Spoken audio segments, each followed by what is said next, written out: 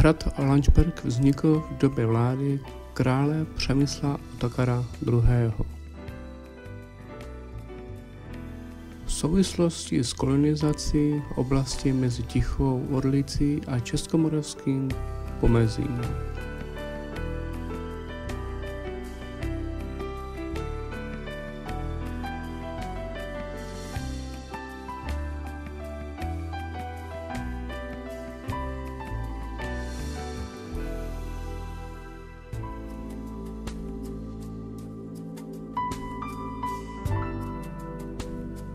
Králová pověření hrad pravděpodobně postavili některých příslušníků z rodu Zrnholce, který kolonizaci prováděl.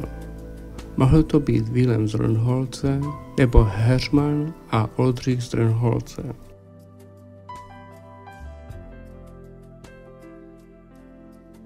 Hrad je v výhodně položeném místě se strmými boky nad levým břehem Tiché Orlice. Vlastní hrad je postavený nejjižnější části.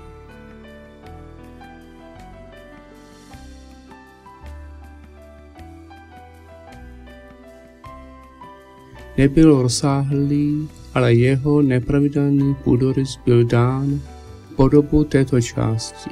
Hlavní oporou hradu byly strmé boky, v nímž byla na severozápadní straně vstupní brána. Na severní straně byl k hradbě přistaven palác.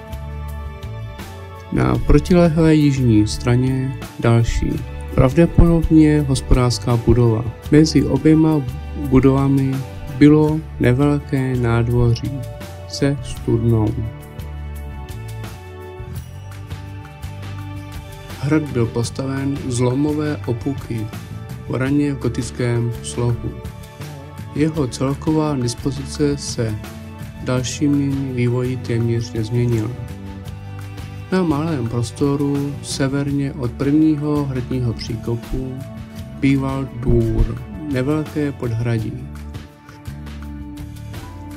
Doloženo však poprvé až v roce 1544 pod názvem Budy.